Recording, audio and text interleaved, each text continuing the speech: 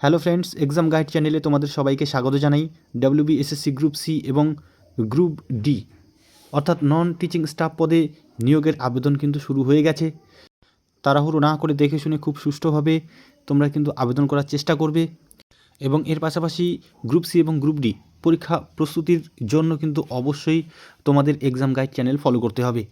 তো বন্ধুরা, আজকে আমাদের প্রথম কিন্তু মক টেস্ট ক্লাস হতে চলেছে, যেখানে 30টি বাছাই করা প্রশ্ন রয়েছে। এই ভিডিওতে আমরা জিকে এবং তার পাশাপাশি কারেন্ট অ্যাফেয়ার্সের গুরুত্বপূর্ণ প্রশ্নগুলি নিয়েই কিন্তু আলোচনা করব, যেগুলি তোমাদের পরীক্ষার সিলেবাস অনুযায়ী কিন্তু হতে চলেছে। তো বন্ধুরা, চলো আমরা দেরি না করে ক্লাসটি শুরু করি। প্রথম প্রশ্ন, ভারতের দীর্ঘতম বাঁধ কোনটি? ভাকরানাঙ্গাল, রিহান্দ, হীরাকুদ, নাগার্জুন। তাহলে এখানে কোন অপশনটি সঠিক হবে? ভারতের দীর্ঘতম বাঁধ কোনটি? এই প্রশ্নের সঠিক উত্তর হবে অপশন সি, হীরাকুদ বাঁধ। ভারতের দীর্ঘতম বাঁধ হলো হীরাকুদ বাঁধ এবং এই হীরাকুদ বাঁধ বন্ধুরা মনে রাখবে উড়িষ্যা রাজ্যের মহানদীর উপর অবস্থিত। এই মহানদীর উপর অবস্থিত হীরাকুদ বাঁধ, এটিও মনে রাখতে হবে, কারণ এই হীরাকুদ বাঁধ কোন নদীর উপর অবস্থিত এইভাবেও কিন্তু তোমাদের প্রশ্ন আসতে পারে। ঠিক আছে, তাই অবশ্যই মনে রাখতে হবে। চলো পরের প্রশ্নটি দেখে নিই।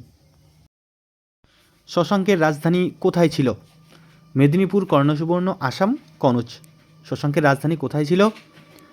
এই প্রশ্নের সঠিক উত্তরটি হবে অপশন বি, কর্ণ সুবর্ণ। শশাঙ্কের রাজধানী ছিল কর্ণ সুবর্ণে। প্রত্যেকটি প্রশ্নই কিন্তু তোমাদের গ্রুপ সি গ্রুপ ডি পরীক্ষার জন্য ভীষণ রকম গুরুত্বপূর্ণ হতে চলেছে, তাই অবশ্যই কিন্তু শুরু থেকে শেষ পর্যন্ত মনোযোগ সহকারে তোমাদের দেখতে হবে যদি তোমরা পরীক্ষায় ভালো রেজাল্ট করতে চাও। তো চলো পরের প্রশ্নটি দেখে নেব। কোন মাধ্যমে শব্দের বেগ সবচেয়ে বেশি হয়? কোন মাধ্যমে শব্দের বেগ সবচেয়ে বেশি হয়? ভীষণ রকম গুরুত্বপূর্ণ একটি প্রশ্ন, বিভিন্ন কম্পিটিটিভ এক্সামে কিন্তু এই প্রশ্নটি আসে। তো শূন্য মাধ্যম, গ্যাসীয় মাধ্যম, কঠিন মাধ্যম, তরল মাধ্যম, কোন অপশনটি সঠিক হবে? এই প্রশ্নের সঠিক উত্তর হবে অপশন সি, কঠিন মাধ্যম। কঠিন মাধ্যমে শব্দের বেগ সবচেয়ে বেশি হয়ে থাকে। Option C is the right answer. পশ্চিমবঙ্গের কোন জেলায় সবচেয়ে বেশি বৃষ্টিপাত হয়? আলিপুরদুয়ার, হাওড়া, হুগলি, দক্ষিণ চব্বিশ পরগনা। চারটে অপশনের মধ্যে কোন অপশনটি সঠিক হবে? পশ্চিমবঙ্গের কোন জেলায় সবচেয়ে বেশি বৃষ্টিপাত হয়? এই প্রশ্নের সঠিক উত্তরটি হবে অপশনে আলিপুরদুয়ার। পশ্চিমবঙ্গের আলিপুরদুয়ার জেলার বক্সা ডুয়ার্স অঞ্চলে কিন্তু সবচেয়ে বেশি বৃষ্টিপাত হয়। পশ্চিমবঙ্গের বিধানসভার বর্তমান স্পিকার কে? কারেন্ট অ্যাফেয়ার্সের একটি প্রশ্ন। তো চারটে অপশন রয়েছে: হাসিম আব্দুল হালিম, বিমান বন্দ্যোপাধ্যায়, বিমান মজুমদার, সৈয়দ হাবিবুল্লাহ। পশ্চিমবঙ্গের বিধানসভার বর্তমান স্পিকার তাহলে কে হবে? এখানে অপশন বি, বিমান বন্দ্যোপাধ্যায় হবে সঠিক উত্তর। পশ্চিমবঙ্গের বিধানসভার বর্তমান স্পিকার হলেন বিমান বন্দ্যোপাধ্যায়। অপশন বি হবে সঠিক উত্তর। পাঞ্জাব কেশরী নামে কে পরিচিত ছিলেন? ভগৎ সিং, উধম সিং, লালা লাজপত রায়, বালগঙ্গাধর তিলক। পাঞ্জাব কেশরী নামে কে পরিচিত? এখানে অপশন সি, লালা লাজপত রায় হবে সঠিক উত্তর। লালা লাজপত রায় পাঞ্জাব কেশরী নামে পরিচিত ছিলেন। পরের প্রশ্নটি দেখে নেব। পশ্চিমবঙ্গের কোন জেলায় সবচেয়ে বেশি তামাক উৎপন্ন হয়? দার্জিলিং, জলপাইগুড়ি, কোচবিহার, মালদা। তাহলে কোন জেলায় সবচেয়ে বেশি তামাক উৎপন্ন হয়? এই প্রশ্নের সঠিক উত্তরটি হবে অপশন সি, কোচবিহার। পশ্চিমবঙ্গের কোচবিহার জেলায় সবচেয়ে বেশি তামাক উৎপাদিত হয়ে থাকে। তাহলে অপশন সি হবে এই প্রশ্নের সঠিক উত্তর। এবারের প্রশ্ন, কোন দেশের সংবিধান থেকে ভারতীয় সংবিধানে নির্দেশমূলক নীতির ধারণাটি গ্রহণ করা হয়েছে? তাহলে ভারতীয় সংবিধানে যে নির্দেশমূলক নীতির ধারণাটি রয়েছে সেটি কোন দেশের সংবিধান থেকে গৃহীত হয়েছে? এই প্রশ্নের সঠিক উত্তর হবে অপশন ডি, আয়ারল্যান্ড। আয়ারল্যান্ড দেশের সংবিধান থেকে ভারতীয় সংবিধানের নির্দেশমূলক নীতির ধারণাটি গ্রহণ করা হয়েছে। ইন্ডিয়া উইন্স ফ্রিডম বইটি কার লেখা? ইন্ডিয়া উইন্স ফ্রিডম বইটি কার লেখা? খান আব্দুল গফর খান, আবুল কালাম আজাদ, মহাত্মা গান্ধী, জওহরলাল নেহেরু। তাহলে কোন অপশনটি এখানে সঠিক হবে? এই প্রশ্নের সঠিক উত্তরটি হবে option B, Abul Kalam Azad. India wins freedom বইটির লেখক হলেন Maulana Abul Kalam Azad. Option B is the right answer. চলো পরের প্রশ্নটি দেখে নেব। ONGC এর সদর দপ্তর কোথায় অবস্থিত? ONGC অর্থাৎ oil and natural gas corporation. তাহলে এর সদর দপ্তর কোথায় অবস্থিত? কুয়েত, ভিয়েনা, দেরাদুন না দিল্লি? এই প্রশ্নের সঠিক উত্তর হবে অপশন ডি, দিল্লি। ONGC এর সদর দপ্তর দিল্লিতে অবস্থিত। অপশন ডি হবে সঠিক উত্তর। নেক্সট কোশ্চেন দেখে নাও।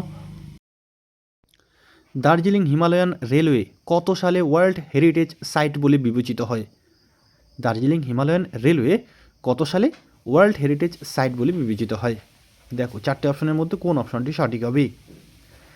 এই প্রশ্নের সঠিক উত্তরটি হবে অপশন সি, 1999 সালে। 1999 সালে Darjeeling Himalayan railway world heritage site বলে বিবেচিত হয়েছিল। ভারতের সংবিধান দিবস কবে পালিত হয়? তাহলে সংবিধান থেকে একটি প্রশ্ন।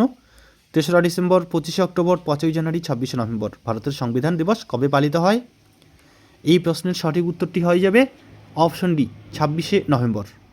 1949 খ্রিস্টাব্দের 26শে নভেম্বর গণপরিষদ কর্তৃক ভারতের সংবিধান গৃহীত হয়েছিল, তাই এই 26শে নভেম্বর দিনটিতে ভারতের সংবিধান দিবস পালিত হয়ে থাকে। পরের প্রশ্ন, উদীয়মান শিল্প কোন শিল্পকে বলা হয়? লৌহ ইস্পাত, পাট শিল্প, তথ্য প্রযুক্তি শিল্প, পেট্রো রসায়ন শিল্প। উদীয়মান শিল্প কোন শিল্পকে বলা হয়? এই প্রশ্নের সঠিক উত্তরটি হবে অপশন ডি, পেট্রো রসায়ন শিল্প। পেট্রো রসায়ন শিল্পকে উদীয়মান শিল্প বলা হয়ে থাকে। তাহলে অপশন ডি হবে এখানে সঠিক উত্তর। পরের প্রশ্ন দেখে নাও। ভারতের জাতীয় কংগ্রেসের প্রথম মুসলিম সভাপতি কে ছিলেন? ভারতের জাতীয় কংগ্রেস থেকে কিন্তু তোমাদের 2-1টি প্রশ্ন থাকবেই থাকবে, তাই ভারতের জাতীয় কংগ্রেসের যে টপিকটি রয়েছে এখান থেকে তোমাদের অবশ্যই একটি ক্লাস আমি করে দেব। তো এখানে আমাদের ভারতের জাতীয় কংগ্রেসের প্রথম মুসলিম সভাপতি কে ছিলেন? এই প্রশ্নের সঠিক উত্তর কোনটি হবে? এই প্রশ্নের সঠিক উত্তর হবে অপশন বি, বদরুদ্দিন তৈয়বজি। ভারতের জাতীয় কংগ্রেসের প্রথম মুসলিম সভাপতি ছিলেন বদরুদ্দিন তৈয়বজি। ভারতের বর্তমান প্রধান নির্বাচন কমিশনার কি? বর্তমানে কিন্তু SIR নিয়ে সারা দেশ উত্তাল, তো তোমাদের এই নির্বাচন কমিশন থেকে একটি প্রশ্ন আসতেই পারে। ভারতের বর্তমান প্রধান নির্বাচন কমিশনারকে, খুবই গুরুত্বপূর্ণ প্রশ্ন। তাহলে এই প্রশ্নের সঠিক উত্তর কোনটি হবে? এখানে অপশন সি, জ্ঞানেশ কুমার হবে সঠিক উত্তর। ভারতের বর্তমান প্রধান নির্বাচন কমিশনার হলেন Gyanesh Kumar. Option C is the right answer. Next question দেখো, সুলতানি যুগের আকবর কাকে বলে? সুলতানি যুগের আকবর কাকে বলে? দেখো 4টে অপশন রয়েছে, তাহলে এর মধ্যে কাকে সুলতানি যুগের আকবর বলা হয়ে থাকে? এই প্রশ্নের সঠিক উত্তরটি হবে অপশন সি, ফিরোজ শাহ তুগলক। ফিরোজ শাহ তুগলককে সুলতানি যুগের আকবর বলা হয়ে থাকে। তাহলে অপশন সি হবে সঠিক উত্তর। পরের প্রশ্ন দেখে নাও কি রয়েছে। আরও একটি গুরুত্বপূর্ণ কারেন্ট অ্যাফেয়ার্সের প্রশ্ন, মহিলাদের ICC ওয়ার্ল্ড কাপ, একদিবসীয় যে ICC ওয়ার্ল্ড কাপ মহিলাদের হয়ে গেল, সেটিতে জয়লাভ করেছে কোন দল বা কোন দেশ? অস্ট্রেলিয়া, দক্ষিণ আফ্রিকা, ভারত না নিউজিল্যান্ড? তাহলে এই প্রশ্নের সঠিক উত্তরটি হবে অপশন সি, ভারত। ভারত দক্ষিণ আফ্রিকাকে পরাজিত করে মহিলাদের ICC ওয়ার্ল্ড কাপ 2025 কিন্তু জয়লাভ করেছে। চলো পরের প্রশ্ন দেখো, ভারতের প্রথম পারমাণবিক বিদ্যুৎ কেন্দ্র কোনটি? নারোরা, তারাপুর, কোটা, কৈগা। তাহলে ভারতের প্রথম পারমাণবিক বিদ্যুৎ কেন্দ্র কোনটি হবে? এখানে অপশন বি, তারাপুর হবে সঠিক উত্তর। মহারাষ্ট্রের তারাপুর হলো ভারতের প্রথম পারমাণবিক বিদ্যুৎ কেন্দ্র।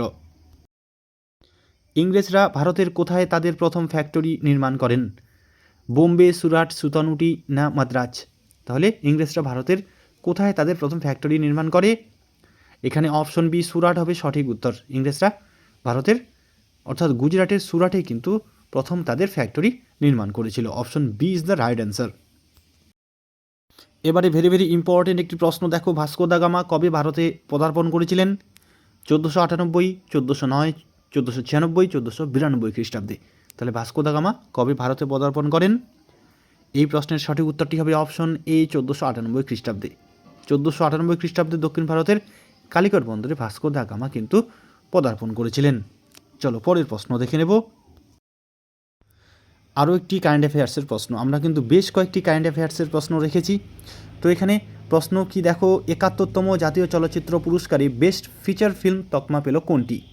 জওয়ান, 12th fail, the Kerala story, ডাঙ্কি।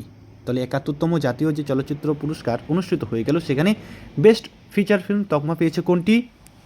এই প্রশ্নের সঠিক উত্তর হবে option B, 12th fail. 12th fail যে সিনেমাটি রয়েছে সেটি কিন্তু বেস্ট ফিচার ফিল্মের তকমা পেয়েছে 71তম জাতীয় চলচ্চিত্র পুরস্কারে। প্রথম কোথায় সবুজ বিপ্লবের সূচনা হয়? ভারতের কোথায় প্রথম সবুজ বিপ্লবের সূচনা হয়েছিল? খুবই গুরুত্বপূর্ণ একটি প্রশ্ন। তো এই প্রশ্নের সঠিক উত্তর হবে অপশন এ, পাঞ্জাব ও হরিয়ানা। ভারতের পাঞ্জাব ও হরিয়ানা অঞ্চলে প্রথম সবুজ বিপ্লব কিন্তু সংঘটিত হয়েছিল। পরের প্রশ্ন দেখো, সম্প্রতি বিশ্বের তৃতীয় সর্বোচ্চ বাঘের ঘনত্বের অভয়ারণ্যে পরিণত হলো কোনটি? বিশ্বের তৃতীয় সর্বোচ্চ বাঘের ঘনত্বের অভয়ারণ্য তাহলে কোনটি? কাজিরাঙ্গা, বন্দিপুর, কানহা না আনামালাই? কোন অপশনটি সঠিক হবে? এই প্রশ্নের সঠিক উত্তর হবে অপশন এ, কাজিরাঙ্গা। আসামের কাজিরাঙ্গা সম্প্রতি বিশ্বের তৃতীয় সর্বোচ্চ বাঘের ঘনত্বের অর্থাৎ ঘনত্বের দিক দিয়ে তৃতীয় সর্বোচ্চ অভয়ারণ্যে কিন্তু পরিণত হলো। চলো পরের প্রশ্ন দেখো, ভারতের দুটি পশ্চিম অভিমুখী নদীর নাম হলো অর্থাৎ পশ্চিম বাহিনী নদী, কৃষ্ণা ও গোদাবরী, ব্রহ্মপুত্র ও গঙ্গা, সোন ও চম্বল, নর্মদা এবং তাপ্তি। তাহলে ভারতের দুটি পশ্চিম অভিমুখী নদীর নাম কি হবে? এই প্রশ্নের সঠিক উত্তর হবে অপশন ডি, নর্মদা এবং তাপ্তি। ভারতের দুটি প্রধান পশ্চিম অভিমুখী নদী হলো নর্মদা এবং Tapti. Option D is the right answer. Statue of liberty কোথায় অবস্থিত? নিউ ইয়র্কে, প্যারিসে, লন্ডনে, ইতালিতে। স্ট্যাচু অব লিবার্টি কোথায় অবস্থিত? বিভিন্ন যে স্থাপত্য ভাস্কর্য রয়েছে সেগুলি কোথায় অবস্থিত, এখান থেকে প্রশ্ন আসে তোমাদের গ্রুপ সি এবং ডি এর পরীক্ষায়। তো এই প্রশ্নের সঠিক উত্তর হবে আমাদের অপশনে নিউ ইয়র্ক। ঠিক আছে, আমেরিকার নিউ ইয়র্কে স্ট্যাচু অব লিবার্টি অবস্থিত। পরের প্রশ্ন, সার্কের সদর দপ্তর কোথায় অবস্থিত?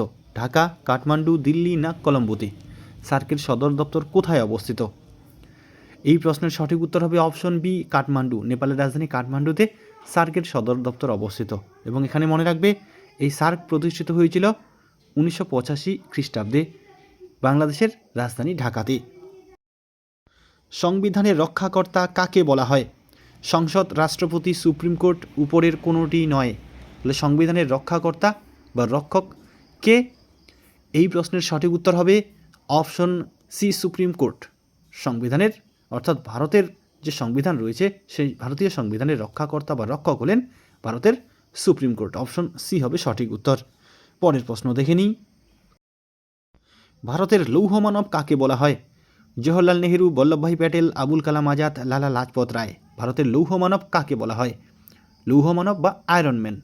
তো এখানে অপশন বি, বল্লভভাই প্যাটেল হবে সঠিক উত্তর। সর্দার বল্লভভাই প্যাটেলকে ভারতের লৌহ মানব বা আয়রন ম্যান বলা হয়।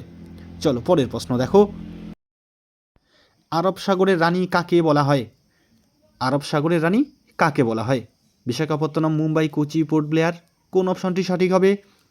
এখানে অপশন সি, কোচি হবে সঠিক উত্তর। আরব সাগরের রানী বলা হয় কোচি শহরকে। পরের প্রশ্ন দেখো, এবারের প্রশ্ন এবং আজকের শেষ প্রশ্ন, মানবদেহে ক্রোমোজোমের সংখ্যা কত? 42টি, 44টি, 46টি, 48টি। মানবদেহে ক্রোমোজোমের সংখ্যা কত? এই প্রশ্নের সঠিক উত্তরটি হবে অপশন সি, 46টি। মানবদেহে ক্রোমোজোমের সংখ্যা হলো 46টি বা 23 জোড়া। তাহলে বন্ধুরা আজকে আমরা এই ভিডিওতে 30টি গুরুত্বপূর্ণ জিকে এবং কারেন্ট অ্যাফেয়ার্সের প্রশ্ন নিয়ে আলোচনা করলাম। এই 30টি প্রশ্নের মধ্যে কে কয়টি প্রশ্নের উত্তর করতে পেরেছো অবশ্যই কিন্তু কমেন্ট করে জানাবে। তো আগে বলা হয়েছে তোমাদের আবেদন কিন্তু শুরু হয়ে গেছে, তার উপর না করে খুবই সুষ্ঠুভাবে তোমরা আবেদন করবে। এবং তোমরা যদি খুব ভালোভাবে পরীক্ষার প্রস্তুতি নিতে চাও অবশ্যই কিন্তু নিয়মিত ক্লাসগুলি ফলো করতে হবে। তো বন্ধুরা আশা করি তোমাদের ভিডিওটি ভালো লেগেছে। ভিডিওটি ভালো লাগলে অবশ্যই কিন্তু তোমরা লাইক, কমেন্ট ও শেয়ার করবে। আজকে এ পর্যন্তই, তাহলে কথা হবে নেক্সট ভিডিওতে। ধন্যবাদ।